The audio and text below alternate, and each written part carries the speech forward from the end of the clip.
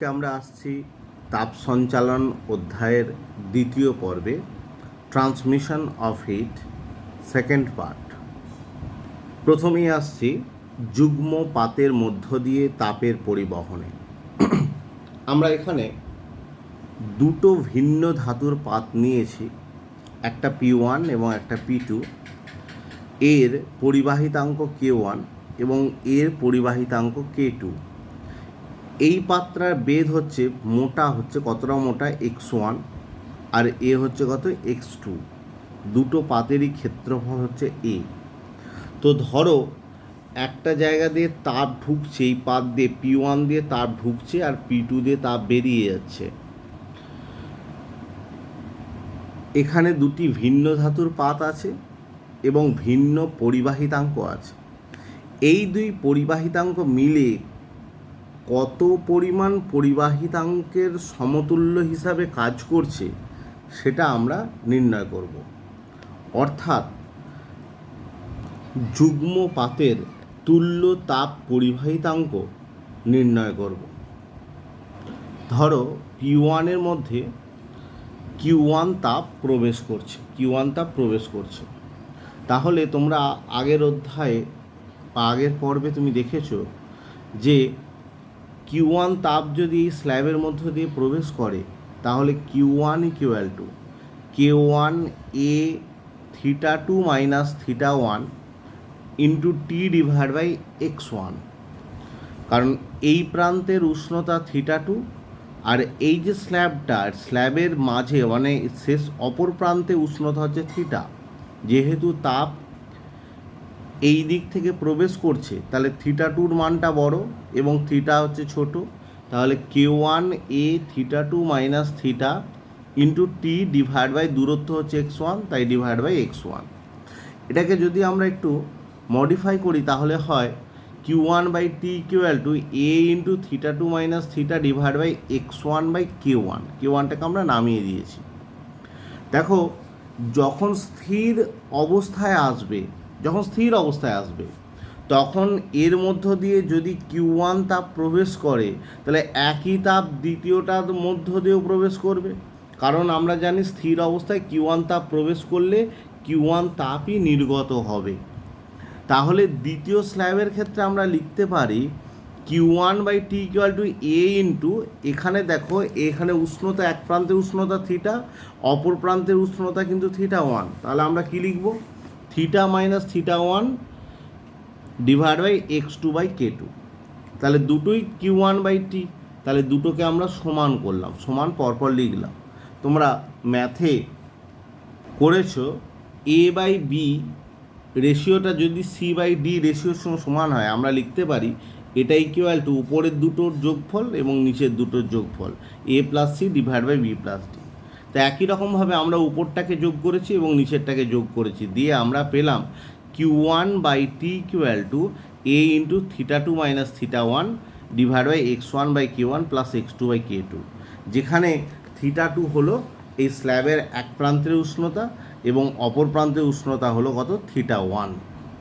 এবার আমরা তুল্য তাপ পরিবাহিতাঙ্ক নির্ণয় করব। তুল্য তাপ পরিবাহিতাঙ্ক মানে কি, এখানে আমরা দুটো স্ল্যাব বা দুটো পাত ব্যবহার করেছি। এই পাত দুটোর মোট দৈর্ঘ্য x1 প্লাস x2 এবং ক্ষেত্রফল হচ্ছে কত, এক প্রান্তের ক্ষেত্রফল হচ্ছে a। তো আমি এমন একটা পাত নিলাম যার মোট দৈর্ঘ্য হচ্ছে x1 প্লাস x2 এবং যার ক্ষেত্রফল a।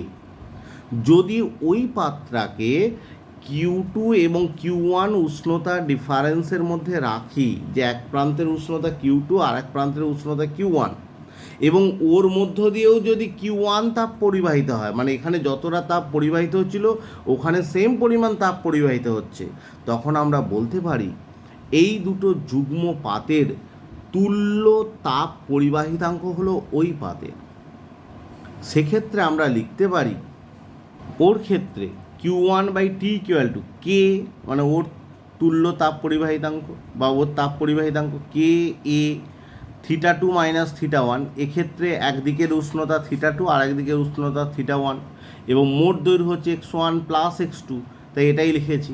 সেক্ষেত্রে আমরা লিখতে পারি A into theta two minus theta one divide by x one plus x two divide by কে।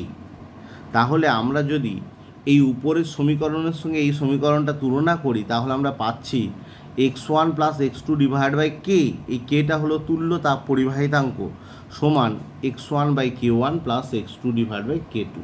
এখানে আমরা দুটো স্ল্যাব ব্যবহার না করে যদি আরও অনেক স্ল্যাব ব্যবহার করি, ধরো আমি 3টে স্ল্যাব ব্যবহার করলাম, তাহলে সেক্ষেত্রে হবে X one plus x two plus X three divide by K equal to x one by K one plus x two by K two plus X three by K three. এরকম আমরা অসংখ্য slab ব্যবহার করলেও একই সূত্র কিন্তু এক্ষেত্রে হবে।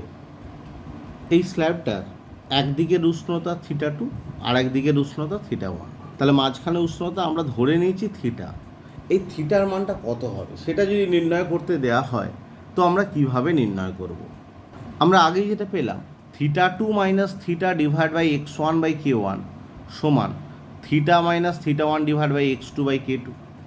এই দুটোকে ইন্টারচেঞ্জ করো, তাহলে theta divide by x two by x K two plus theta divide by x one by K one সমান theta two divide by x one by K one plus theta one divide by x two by K two. এবং থিটাগুলোকে একদিকে এনে আমরা যদি এইভাবে common নিয়ে নিই তাহলে আমরা পাচ্ছি theta into k two x one plus k one x one divide by x one x two equal to k one theta two x two plus k two theta one x one divide by x one x two. তাহলে এখান থেকে আমরা পেলাম theta equal to k one theta two x two plus k two theta one x one k two x one plus k one x two. এটা হলো একটা সূত্র, ইন্টারফেসে কত হবে। আমরা যখন অঙ্ক করব এই সূত্রটা না বসিয়ে ডাইরেক্টলি আমরা যেরকমভাবে বের করলাম এইভাবে বসিয়েও আমরা করে নিতে পারি। নেক্সট আসছে পরিবর্তনশীল বেধের মধ্য দিয়ে তাপের পরিবহন। দেখো জিনিসটা কি, ধরো যে সমস্ত দেশে প্রচণ্ড শীত পড়ে সেখানে কখনো কখনো বায়ুমণ্ডলের উষ্ণতা 0 ডিগ্রি সেন্টিগ্রেডের নিচে নেমে যায়। ধরো আমি ধরলাম সেখানে -θ°C হলো। তো যদি উষ্ণতা 0 ডিগ্রি সেন্টিগ্রেডের নিচে নেমে যায় তখন তার সংস্পর্শে থাকা সমস্ত জলাশয়ের যে জল আছে সেই জলের উষ্ণতা আস্তে আস্তে কমতে থাকবে। আমরা জানি জলের উষ্ণতা 0 ডিগ্রি সেন্টিগ্রেড হওয়ার পর যদি লীন তাপ বর্জন করে তাহলে জল বরফে পরিণত হবে। তাহলে প্রথমে জলাশয়ের উপরের জল আস্তে আস্তে কী হলো, বরফে পরিণত হলো। এবার দেখো যখন জলাশয়ের উপরটা বরফে পরিণত হলো তারপর কি করলো, এরপরে এই বরফের উষ্ণতা 0 ডিগ্রি সেন্টিগ্রেড, এর নিচের স্তরে যে জলটা আছে সেই জলের উষ্ণতাও 0 ডিগ্রি সেন্টিগ্রেড করে দেবে। 0 ডিগ্রি সেন্টিগ্রেড করে দেওয়ার পর কিন্তু এখানে জলটাই কিন্তু সঙ্গে সঙ্গে বরফে পরিণত হবে না। এবার এই 0 ডিগ্রি সেন্টিগ্রেড উষ্ণতার জল যদি এই বরফের মধ্য দিয়ে লীন তাপটা বাইরে বের করে দিতে পারে তাহলে এই জায়গার, তোমরা প্রত্যেকেই জানো জলকে বরফে পরিণত হতে গেলে 0 ডিগ্রি সেন্টিগ্রেড উষ্ণতার জলকে একটা লীন তাপ বর্জন করতে হবে। সেই লীন তাপ বর্জন করলে সে বরফে পরিণত হয়। তাই এখানে 0 ডিগ্রি সেন্টিগ্রেড উষ্ণতার জলটা এই বরফের মধ্য দিয়ে লীন তাপটা বাইরে বের করে দেবে। এই বরফ কেন নেবে না? কারণ বরফেরও উষ্ণতা 0 ডিগ্রি সেন্টিগ্রেড, সেই কারণের জন্য সেম উষ্ণতা হওয়ার জন্য বরফ এর লীন তাপটা কিন্তু নিতে পারবে না। তো যাই হোক, এখানে লীন তাপ বের করে দেওয়ার পর এইখানকার জল আবার বরফে পরিণত হবে। এইভাবে বরফের স্তরের বেধ আস্তে আস্তে বাড়তে থাকে, যত সময় যায় বরফের বেধ তত বাড়বে। আর তোমরা জানো বরফ হলো তাপের কুপরিবাহী, তাই একটা সময় এই বেধ বাড়তে বাড়তে এতটা মোটা হয়ে যায় যে এর নিচের জলস্তরটা এর মধ্য দিয়ে লীন তাপকে বাইরে বের করতে পারে না। তখন কিন্তু আর বরফের বেধ আর তখন আর বাড়ে না, মানে যতটা হয়েছে সেই পর্যন্ত হয়ে থেকে যায়। সময়ের সাপেক্ষে বরফের বেধ কতটা বাড়বে তার ক্যালকুলেশন আমরা এখন করব। তবে আমি বিষয় থেকে আমি একটু বেরিয়ে আসছি।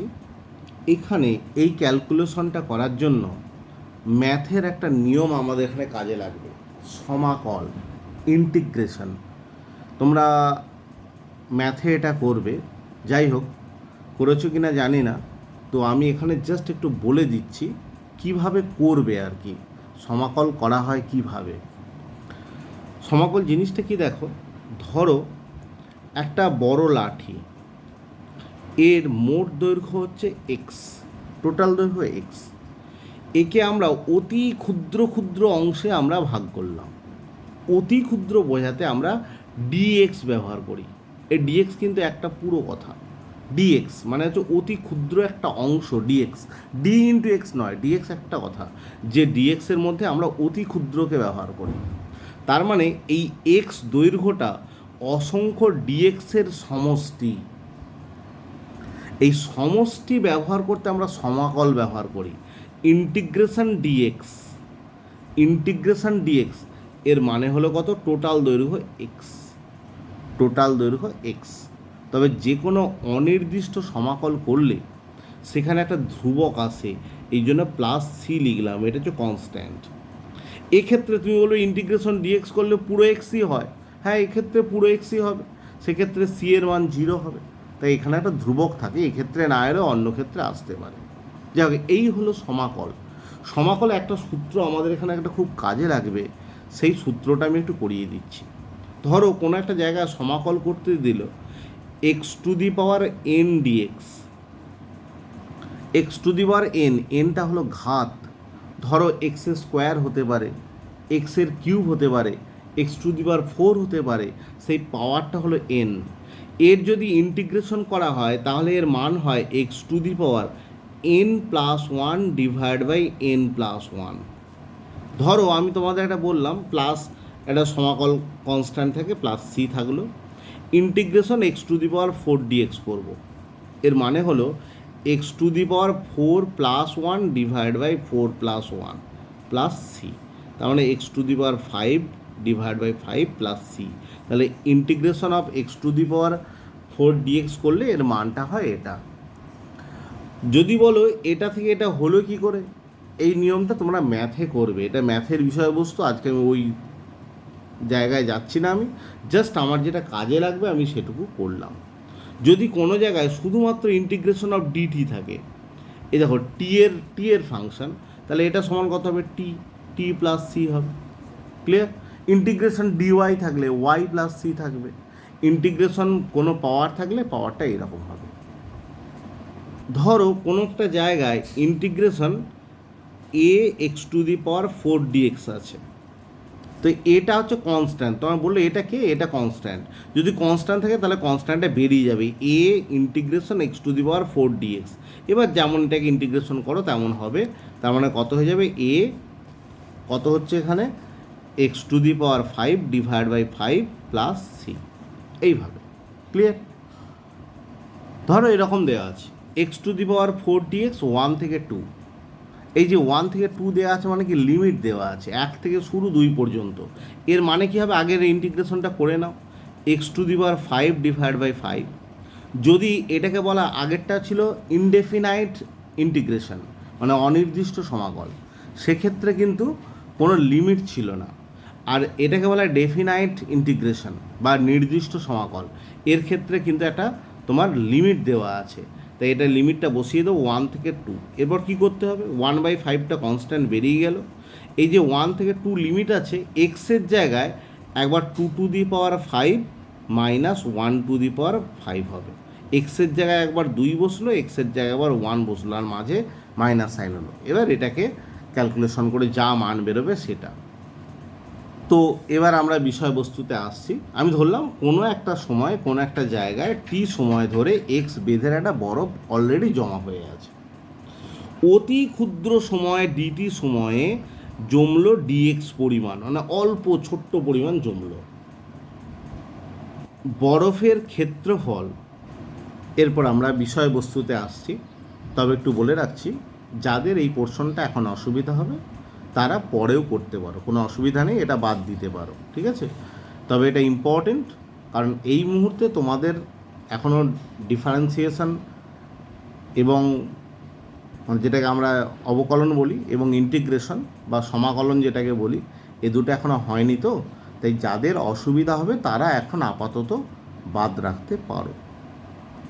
তো আমি ধরলাম কোনো একটা জলাশয়ের উপরের ক্ষেত্রফল হচ্ছে এ, তাহলে বরফের ক্ষেত্রফল এ, তাহলে কতটা জমলো, ডিটি টাইমে ডিএক্স জমেছে, তাহলে যে অংশটা জমলো তার আয়তন কত হবে, এ ইন্টু ডিএক্স, ক্ষেত্রফল ইন্টু উচ্চতা। তাহলে ওই অংশটা ভর কত, ক্ষেত্রফল ইন্টু উচ্চতা ইন্টু ঘনত্ব ইন্টু রো। তো দেখো আমরা জানি ওই পরিমাণ বরফকে গলতে গেলে বা ওই পরিমাণ বরফ জলকে জমতে গেলে যে পরিমাণ তাপ বাইরে বের করতে হবে সেটা হলো ডিকিউ সমান A into rho into dx into L. কারণ আমরা জানি লিন তাপ মানে হলো প্রতি একক ভরে গৃহীত বা বর্জিত তাপ, তাই তো। তো এখানে মোট ভর হচ্ছে এ রো ইন্টু ডিএক্স, তাহলে ওর সঙ্গে লিন তাপটা আমরা গুণ করে দিলাম, তাহলে এই পরিমাণ তাপ ওকে বরফের মধ্য দিয়ে বাইরে বের করে দিতে হবে। তাহলে ডিকিউ বাই ডিটি সমান কত হবে, A into rho into L into dx by dt. আবার দেখো এই তাপটা যাবে কার মধ্য দিয়ে, বরফের মধ্য দিয়ে। আমরা আগেই একটা সূত্র পড়েছি, ডিকিউ ডিভাইড বাই ডিটি সমান কে এ ইন্টু এই দিকের উষ্ণতা 0 ডিগ্রি সেন্টিগ্রেড আর এই দিকের উষ্ণতা হচ্ছে -θ ডিগ্রি সেন্টিগ্রেড। তাহলে ওখান থেকে আমরা পাচ্ছি 0 minus of theta divide by x. তাহলে এখানে আমরা পেলাম ডিকিউ বাই ডিটি সমান K A theta divide by x. দেখো এখানে ডিকিউ বাই ডিটি সমান আমরা পেয়েছি A into rho into L into dx by dt, আর এখানে আমরা ডিকিউ বাই ডিটি সমান পেয়েছি K A theta divide by x. তাহলে দুটোই তো ডিকিউ বাই ডিটি, তাহলে এক্ষেত্রে আমরা কে এ থিটা সমান ডিভাইড বাই এক্স সমান পেলাম আমরা A into rho into L into dx divide by DT.